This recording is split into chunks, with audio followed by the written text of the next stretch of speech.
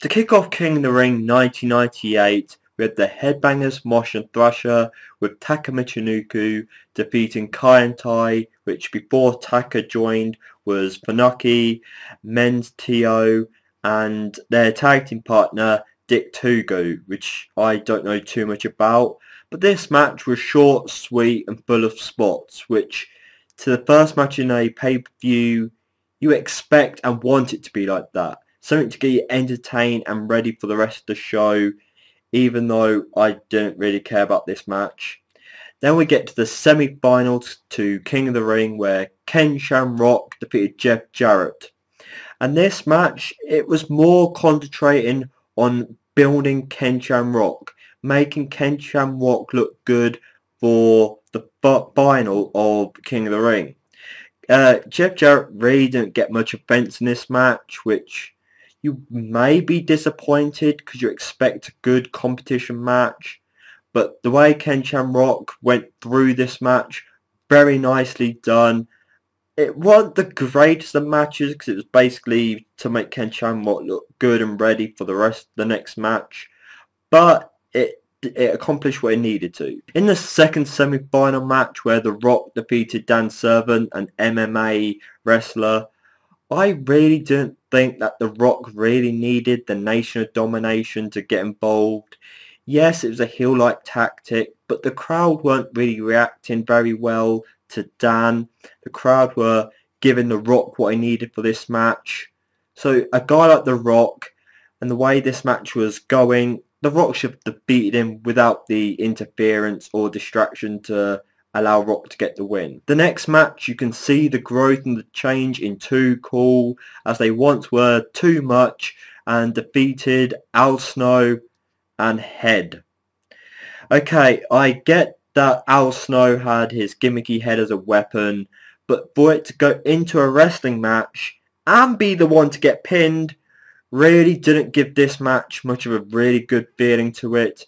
It really weren't that interesting. Jerry Lawler as the special guest referee didn't add anything to this match.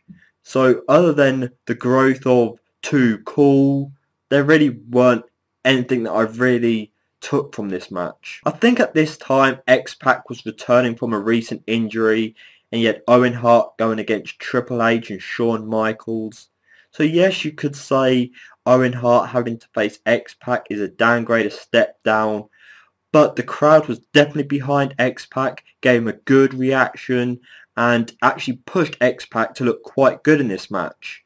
And yes, you get to see the X Factor, which was good.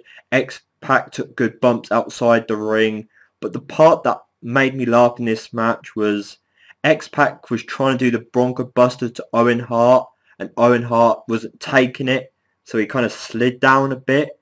XPac continued doing the Bronco Buster.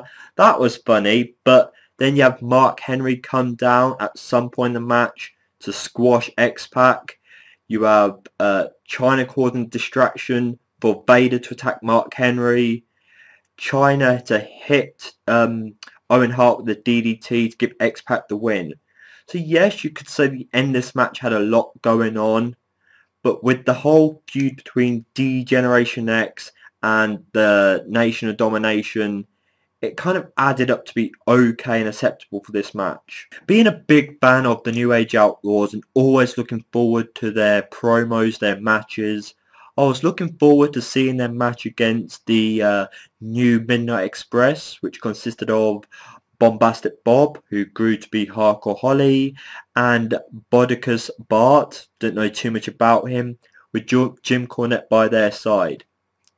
This match had good double team moves and good performances, stuff we don't get to see as much in the tag team division now, and it was more concentrated by the end on the managers. You had Jim Cornette getting involved, I think, twice in this match, and on the second time, China chasing him around the ring, which allowed the New Age Outlaws to hit a double team move and pick up the win. To be honest, guys, I expected a bit more from this match. Maybe because I didn't know ever so much about one of the members of the Midnight Express.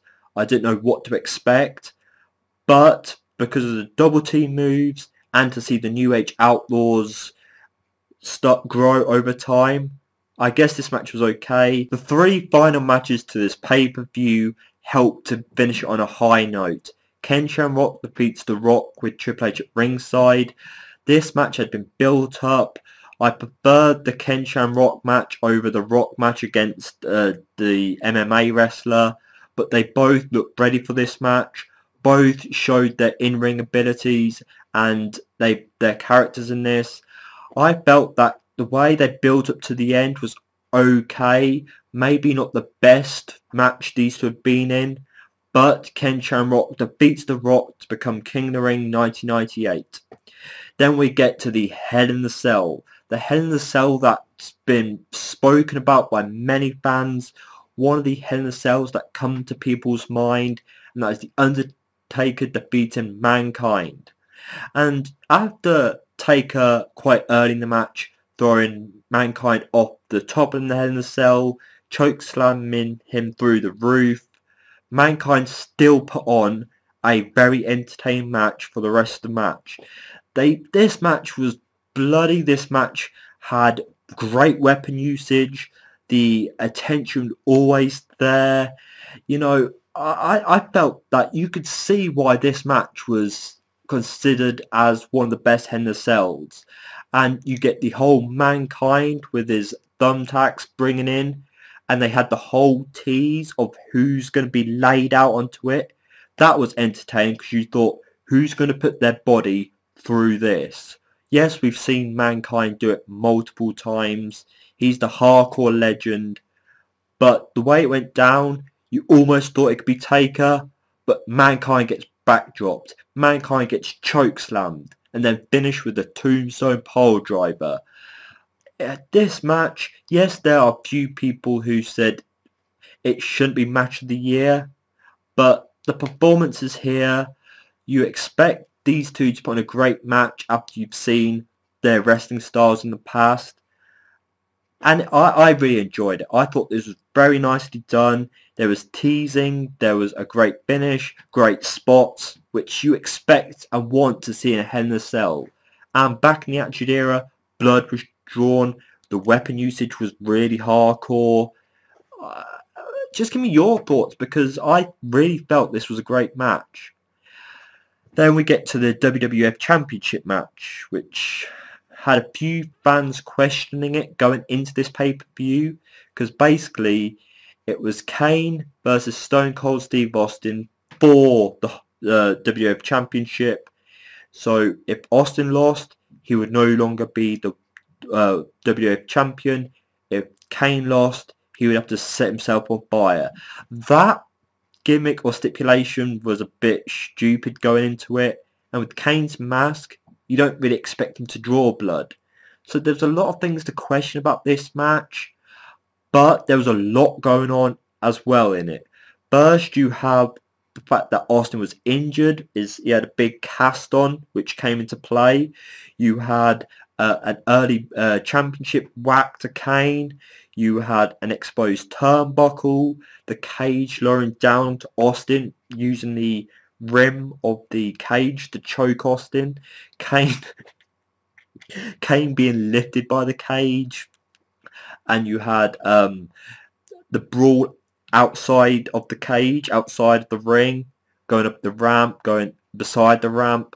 There was a lot going on, but it was the final parts that really started to build up more. Mankind, who came out to attack Stone Cold. The Undertaker, who came out and made Stone Cold bleed. Taker started pouring gasoline on the referee.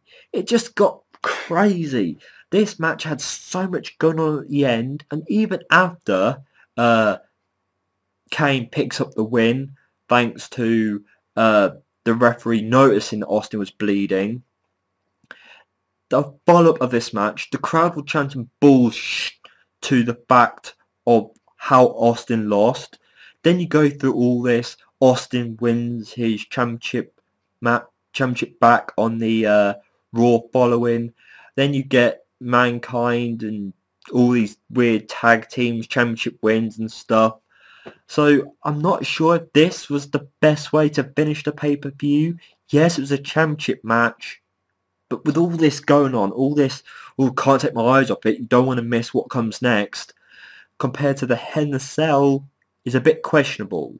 But share your thoughts. I'll be pulling out a pay-per-view from a hat really soon.